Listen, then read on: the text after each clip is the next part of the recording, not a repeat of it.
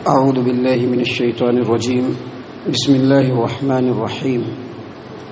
الأعراب أشد كفرا ونفاقا وأجدر ألا يعلموا حدود ما أنزل الله على رسوله والله عليم حكيم. ومن الأعراب من يتخذ ما ينفق مغرما ويتربص بكم الدوائر عليهم دائرة السوء والله سميع عليم.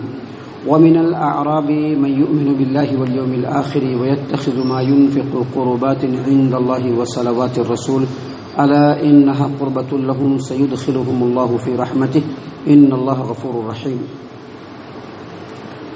محترم سامعین کرام، سورۃ التوبہ سورہ نمبر 9 اور اسی صورت سے ابھی آپ کے سامنے آیت نمبر 97, 98, 99 یعنی 90 پر 7, 90 پر 8, 90 پر 9 یہ تین آیت کریمہ یہ تین آیات آپ کے سامنے تلاوت کی گئی.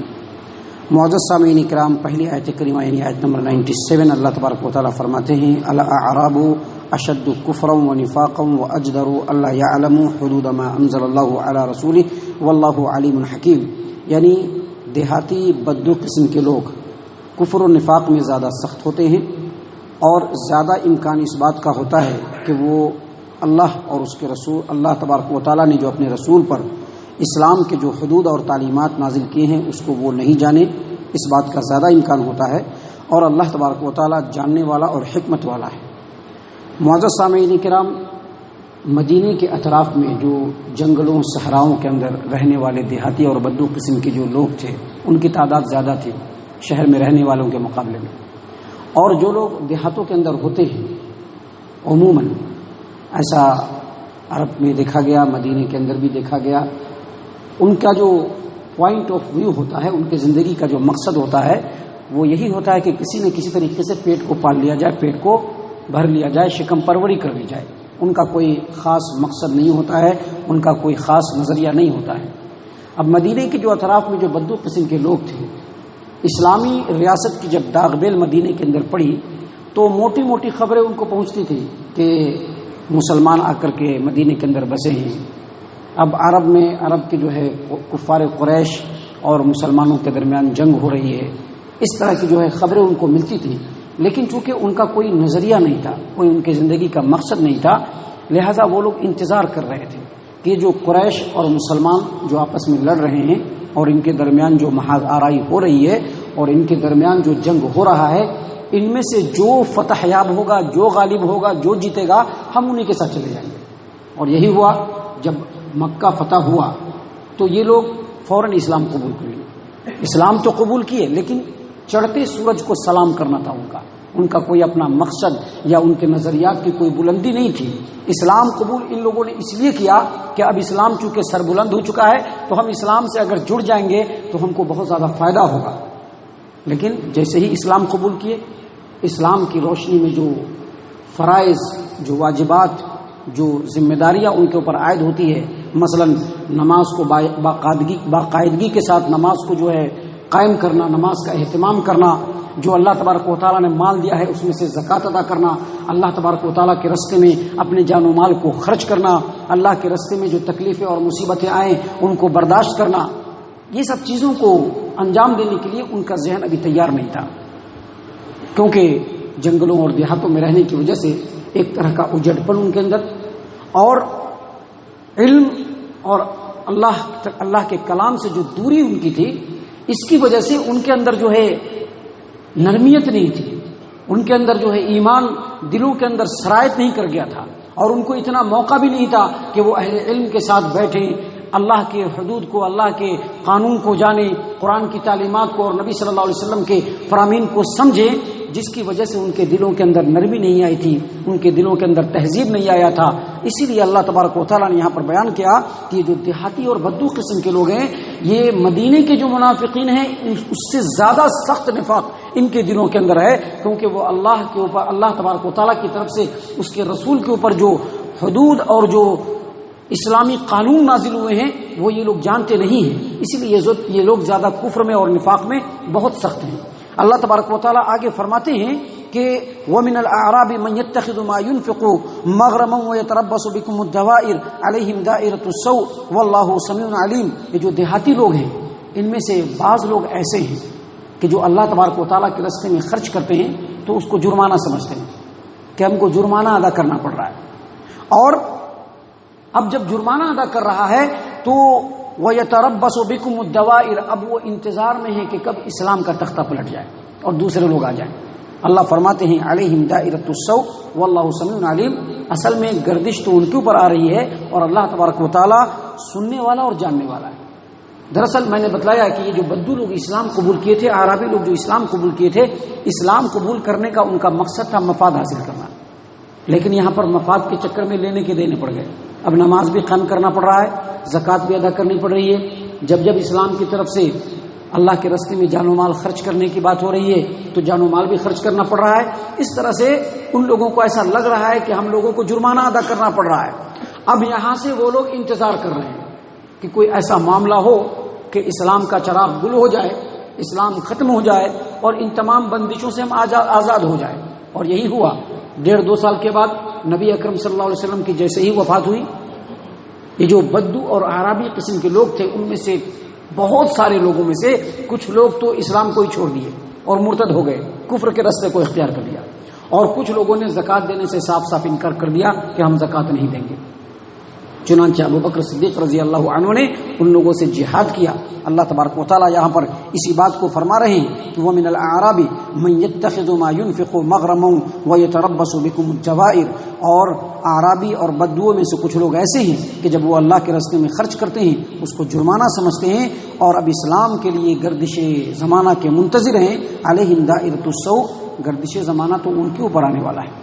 جب انہوں نے جیسے ہی اللہ کے رسول صلی اللہ علیہ وسلم کی وفات کے بعد جیسے ہی ان لوگوں نے اسلام کو چھوڑ کر کفر کے راستے کو اختیار کیا، مرتد ہوئے، جیسے ہی ان لوگوں نے زکوٰۃ دینے سے انکار کیا، ابو بکر صدیق رضی اللہ عنہ نے فوراً ان سے جہاد کرنے کا ارادہ کیا، اور مسلمانوں نے ان سے جہاد کیا، اور جہاد کرنے کے بعد ان کو اس جہاد میں سخت ہزیمت ہوئی، بہت زیادہ شکست ہوا، اور بہت سارے لوگ تو مر گئے، اور جو بچے ان کو پھر سے اسلام میں آنا پڑا، نمازیں پڑھنی پڑی، زکوٰۃ دینی پڑی۔ اللہ تبارک و تعالیٰ نے اسی بات کو یہاں پر بیان فرمایا کہ علیہم دائرۃ السوء، گردش زمانہ تو ان کے اوپر ہے، اور اللہ تبارک و تعالیٰ سننے والا اور جاننے والا ہے۔ معزز سامعین کرام، اگلی جو آیت کریمہ ہے اس میں اللہ تبارک و تعالیٰ فرماتے ہیں وَمِنَ الْأَعْرَابِ مَن يُؤْمِنُ بِاللَّهِ وَالْيَوْمِ الْآخِرِ وَيَتَّخِذُ مَا يُنْفِقُ قُرُبَاتٍ عِندَ اللَّهِ وَصَلَوَاتِ الرَّسُولِ أَلَا إِنَّهَا قُرْبَةٌ لَهُمْ سَيُدْخِلُهُمُ اللَّهُ فِي رَحْمَتِهِ إِنَّ اللَّهَ غَفُورٌ رَحِيمٌ۔ اللہ فرماتے ہیں کہ سبھی دیہاتی ایسے نہیں ہیں۔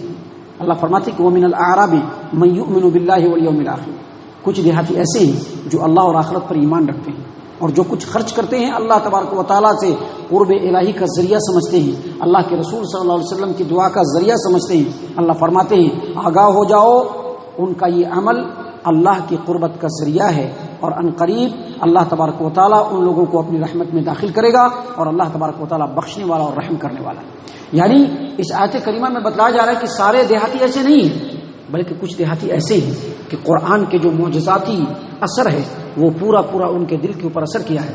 اسلام کی تعلیمات کو، اللہ کے رسول صلی اللہ علیہ وسلم کی تعلیمات کو انہوں نے سمجھا اور ان کے دل نرم ہوئے۔ اب جب بھی وہ اللہ کے راستے میں خرچ کرتے ہیں تو ان کے سامنے 2 مقصد ہوتا ہے۔ اللہ کے راستے میں جب بھی خرچ کرتے ہیں تو ان کے سامنے 2 مقصد ہوتا ہے۔ پہلا مقصد یہ ہوتا ہے کہ اللہ تبارک و تعالیٰ کی قربت حاصل ہو جائے، اور دوسرا مقصد یہ ہوتا ہے کہ نبی اکرم صلی اللہ علیہ وسلم کی دعا مل جائے، کیونکہ اللہ تبارک و تعالیٰ نے یہ حکم دیا تھا نبی صلی اللہ علیہ وسلم کو کہ جب بھی آپ لوگوں سے صدقہ لیں، جب بھی لوگ اللہ کے راستے میں خرچ کریں، آپ ان کے لیے دعا کریں، کیونکہ آپ کی دعا سے ان کو سکون ملے گا، ان کو رحمت ملے گی، اور آپ صلی اللہ علیہ وسلم جب ان کے لیے دعا کریں تو اس کا نتیجہ یہی ہے کہ وہ لوگ اللہ کے قریب ہوں گے، اور ایسے ہی لوگ اللہ تبارک و تعالیٰ کی رحمت کے حقدار ہوں گے۔ اللہ تبارک و تعالیٰ نے ان باتوں کو یہاں پر بیان فرمایا۔ معزز سامعین کرام، یہ جو 3 آیات آپ کے سامنے پڑھے گئے ہیں ان کا خلاصہ یہ ہے کہ اسلام کا جو اصل مقصد ہے، اسلام کی سربلندی کا جو اصل مقصد ہے وہ یہی ہے کہ مسلمان اپنے آپ کو اسلام کے لیے تج دیں، جب بھی ضرورت ہو اللہ کے راستے میں خرچ کریں، جان خرچ کرنا ہو جان خرچ کریں، مال خرچ کرنا ہو مال خرچ کریں، یہ نہ سمجھے کہ ہم بہت بڑا احسان مار رہے ہیں جیسا کہ بہت سارے لوگ سمجھتے ہیں۔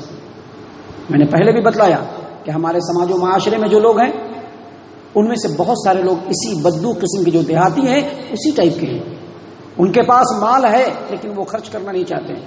وہ سمجھتے ہیں کہ کیا یار جب دیکھو اسلام کے لیے پیسہ ہی پھینکنا پڑ رہا ہے.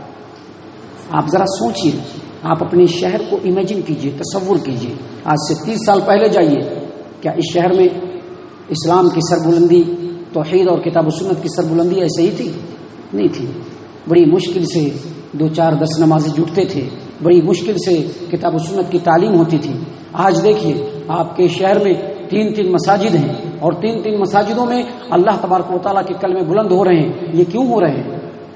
یہ دراصل انہی مسلمانوں کی قربانیوں کا نتیجہ ہے جو انہوں نے کیا. اور آج اگر ہم مسلمان ہیں تو آج ہمارے اوپر فرض بنتا ہے کہ وقت پڑے تو ہم اپنے مال کو خرچ کریں، وقت پڑے تو اپنے وقت کو خرچ کریں، وقت پڑے تو اپنے جان کو خرچ کریں. یہ ایک دم ضروری ہے. اور یہ خرچ کرنے سے آپ کے مال اور جان میں کمی نہیں ہوگی بلکہ دونوں میں برکت ہوگا. اور یہ خرچ کرنے سے اللہ تبارک و تعالیٰ کی قربت حاصل ہوگی.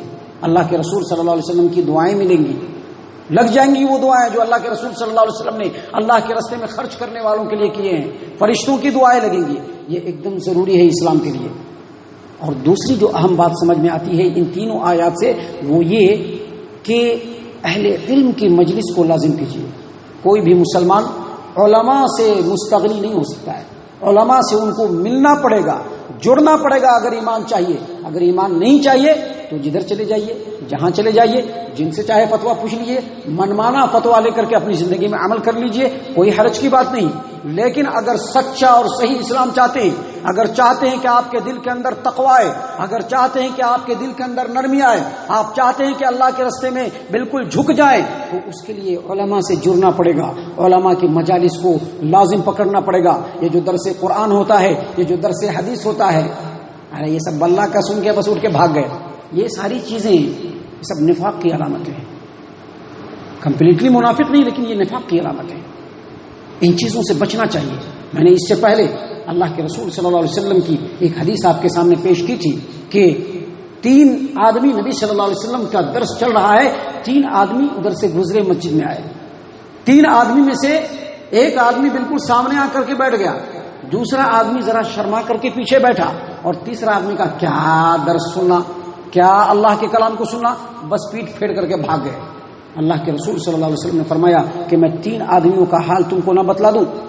3 آدمی میں سے ایک آدمی اللہ کے تبارک و تعالیٰ کے ذکر کے مجلس میں آگے بیٹھا، اللہ تبارک و تعالیٰ کے دامن رحمت میں پناہ لینا چاہا تو اللہ تبارک و تعالیٰ نے اپنے دامن رحمت میں ان کو پناہ دے دیا. اور دوسرا آدمی تھا جو شرما کر کے پیچھے بیٹھا تو اللہ تبارک و تعالیٰ بھی اسے شرما گیا. اور تیسرا آدمی جو پیٹ پھیر کر کے بھاگا، دراصل وہ اللہ تبارک و تعالیٰ کے کلام سے منہ موڑ کر کے جا رہا ہے. اور ایسے لوگ سے اللہ تبارک و تعالیٰ بھی اپنے منہ کو موڑ لیتا ہے. تو ذرا سوچئے کہ علمی مجالس کو اختیار کرنے کی کتنی بڑی فضیلت ہے.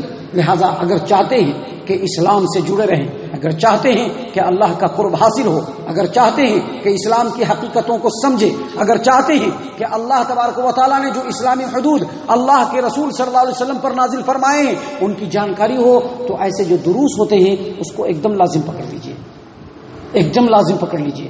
اس کا پہلا فائدہ یہ ہوگا کہ علم ملے گا، اور دوسرا فائدہ یہ ہوگا کہ دلوں کے اندر نرمی آئے گی. اللہ تبارک و تعالیٰ سے دعا ہے کہ اللہ تبارک و تعالیٰ ہم تمام کو ان باتوں کے اوپر غور و فکر اور تدبر کرنے کی توفیق عنایت فرمائے.